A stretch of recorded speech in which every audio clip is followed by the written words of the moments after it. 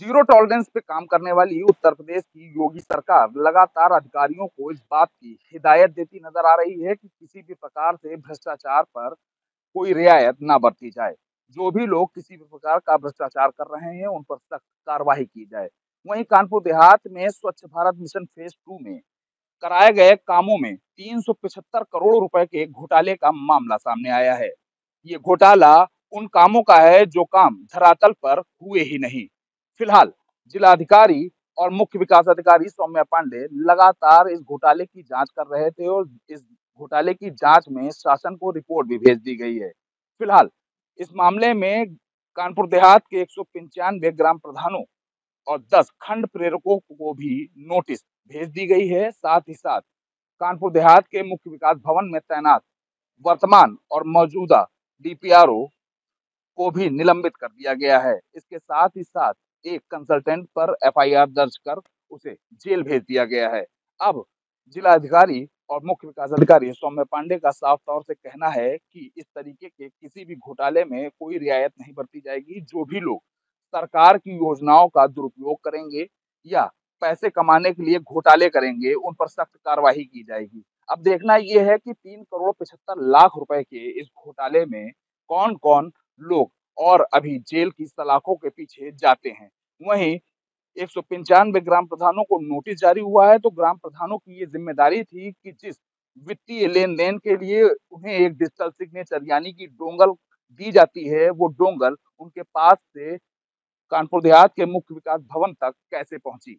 आखिर किन किन लोगों ने इस घोटाले में शिरकत की है और किन किन लोगों की संलिप्तता अभी और बाकी है। प्रदेश सरकार लगातार जनता के लिए तमाम योजनाएं लागू कर रही है लेकिन ये योजनाएं जनता तक पहुंचते पहुंचते दम तोड़ रही हैं। इस समय कानपुर देहात की मुख्य विकास अधिकारी हमारे साथ मौजूद हैं। कानपुर देहात में 3 करोड़ 75 लाख रुपए का एक घोटाला सामने आया है जिसको लेकर अब अधिकारियों का रुख सख्त नजर आ रहा है। हमारे साथ सौम्या जी हैं। सौम्या जी मुख्य विकास अधिकारी हैं कानपुर देहात की और इनकी तरफ से सख्त कार्रवाई की जा रही है इतने बड़े घोटाले को लेकर। सौम्या जी क्या है ये पूरा मामला, इसमें कितना बड़ा घोटाला है? जी। देखिए, जैसा आप जानते हैं माननीय मुख्यमंत्री जी उत्तर प्रदेश के निर्देशन में तमाम कल्याणकारी योजनाएँ चलाई जा रही हैं, जो जनता तक वास्तविक रूप में पहुँचना जिनका उद्देश्य है और उसी के लिए सभी अधिकारी और कर्मचारी कर्तव्यबद्ध हैं। माननीय मुख्यमंत्री जी का ज़ीरो टॉलरेंस टू करप्शन है और उसी के अंतर्गत जनपद कानपुर देहात में स्वच्छ भारत मिशन के अंतर्गत सॉलिड लिक्विड वेस्ट मैनेजमेंट में 2021-22 में काफ़ी ग्राम पंचायतों के लिए 6 करोड़ के आसपास की धनराशि आई थी। ये पूरा जो योजना थी वो पंचायती राज विभाग द्वारा संचालित की जा रही थी और इसमें ग्राम पंचायतों में कार्य योजना बनाई जानी थी, कंपोस्ट पिट, सोक पिट बनाए जाने थे।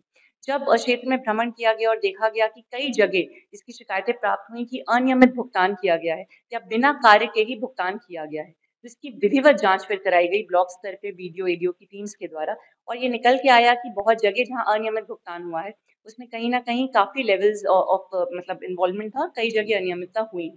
इसके लिए एक विधिवत जाँच करके शासन को अवगत भी कराया गया। इसमें हमारे जो ग्राम प्रधान हैं, 195 लगभग ग्राम प्रधान हैं जहाँ पे भुगतान हुआ था, ग्राम पंचायतें हैं जहाँ भुगतान हुआ था, उन सबको शासन के निर्देश के क्रम में नोटिस जारी की गई। जो संविदा कर्मी इसमें इन्वॉल्व्ड थे, उनका तत्काल रूप से सेवा समाप्त करके उनको टर्मिनेट किया गया, उनके खिलाफ एफआईआर दर्ज कराई गई अकबरपुर थाने में और साथ ही साथ जो इसके मेन अधिकारी होते हैं जिला पंचायत राज अधिकारी, उनको भी कहीं न कहीं शीतल पर्यवेक्षण के लिए उनकी सस्पेंशन की संस्तुति की गई, अनुशासनात्मक कार्रवाई की संस्तुति की गई। ये बहुत इम्पोर्टेंट था कि इसको समय से देख लिया गया तो 2 करोड़ भुगतान जो हुआ था, उसकी वसूली की कार्रवाई भी शुरू कर दी गई है कि रिकवरी कर लिया जाए वापस खाते में जो धनराशि निकली है और दूसरा जो बचे हुए गाँव थे हमारे 347 उनमें तत्काल रूप से खाता रोक दिया गया है शासन द्वारा ताकि आगे और ग्राम पंचायतें इससे प्रभावित ना हो और अनियमित भुगतान ना हो। तो एक बड़ी कार्रवाई शासन द्वारा की गई है, एसीएस सर द्वारा की गई है और माननीय मुख्यमंत्री जी के जो निर्देश हैं, ज़ीरो टॉलरेंस टू करप्शन उसी के अंतर्गत ये कार्रवाइयाँ की गई। अच्छा, ये जो डोंगल है, ये डोंगल प्रधानों को दिया जाता है। इसमें वित्तीय जो लेन देन होता है जी, निर्माण कार्यों का उसके लिए दिया जाता है। जी। ये जिम्मेदारी ग्राम प्रधानों की होती है कि वो किसी गलत हाथों में ना जाए। हुँ। आखिर ये ग्राम प्रधानों से आगे विभाग तक ये कैसे पहुंच पाया? इसमें कितनी जो जिम्मेदारी है ग्राम प्रधानों की? जी देखिए, बहुत इम्पोर्टेंट क्वेश्चन है ये और लगातार निदेशालय द्वारा और शासन द्वारा ग्राम प्रधानों को ट्रेनिंग दी जाती है कि उनका जो डोंगल है, वो उनका डिजिटल साइन होता है और उसको वो अपने पास ही रखें क्योंकि उसका दुरुपयोग अगर होता है तो कहीं न कहीं ज़िम्मेदारी ग्राम प्रधानों की मानी जाएगी।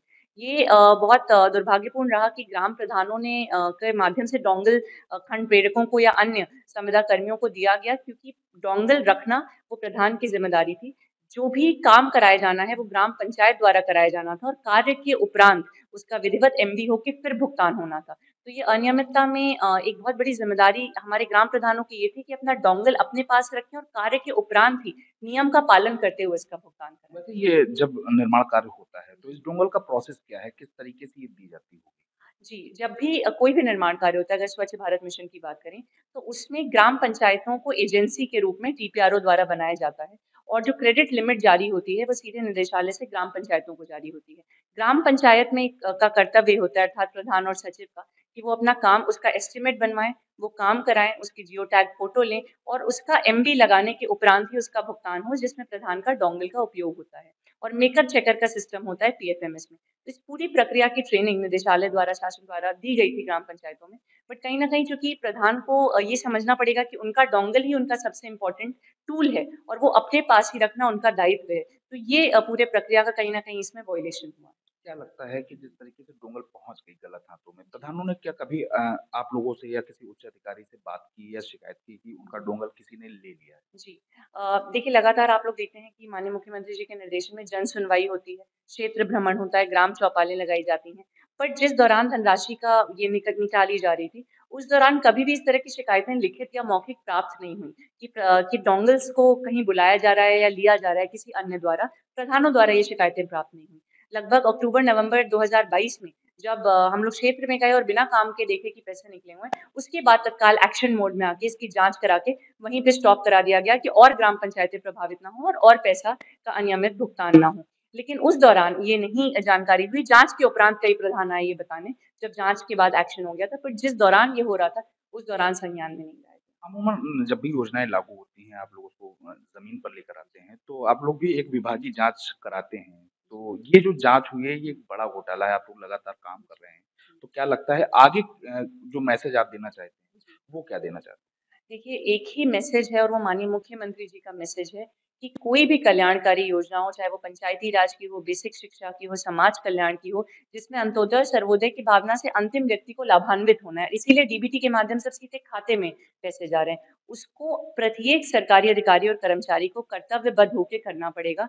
यदि कहीं भी विचलन होता है, कहीं भी अनियमितता होती है, तो जैसा शासन और सरकार का ज़ीरो टॉलरेंस है, स्ट्रिक्टेस्ट एक्शन जैसे इस केस में लिया गया है, विधिक कार्रवाई भी हुई है, विभागीय कार्रवाई भी हुई है, वैसे ही लिया जाएगा। और ये एक मैसेज भी है कि कहीं पे भी इस तरह की अनियमितता ना हो, सब अपने कर्तव्यों को, अपने दायित्वों को समझ के उसका पालन करें। तो ये मुख्य विकास अधिकारी सौम्या पांडे हमारे साथ थी, जिन्होंने सख्त हिदायत दे दी है कि किसी भी प्रकार के घोटाले में, किसी भी तरीके की जो आप ये कह सकते हैं कि कार्रवाई है, उसमें कोई भी लचर प्रणाली का काम नहीं किया जाएगा। सब तरीके से जो कार्रवाइयाँ हो रही हैं, वो सख्त होती नज़र आएँगी, क्योंकि मुख्यमंत्री का सख्त आदेश है, किसी प्रकार के घोटाले में कोई रियायत ना करी जाए, जो भी दोषी हैं, उन पर कार्रवाई की जाए। वहीं आप देखें तो ये पूरा प्रकरण है 3 करोड़ 75 लाख रुपए का जो घोटाला है, इसमें 195 ग्राम प्रधानों को नोटिस दी गई है, वहीं 10 खंड प्रेरकों को भी नोटिस दी गई है। उसके साथ ही अगर हम विभागीय लोगों की बात करें, तो डीपीआरओ समेत 5 लोगों पर कार्रवाइयाँ भी की गई हैं। अब देखना ये है कि अधिकारी लगातार जिस तरीके से घोटाले की जाँच कर रहे हैं, ऐसे और घोटाले निकलते हैं या फिर इनकी कार्रवाइयों से करने वाले अब डर जाते हैं। कानपुर देहात से विकास धीमान, एबीपी गंगा।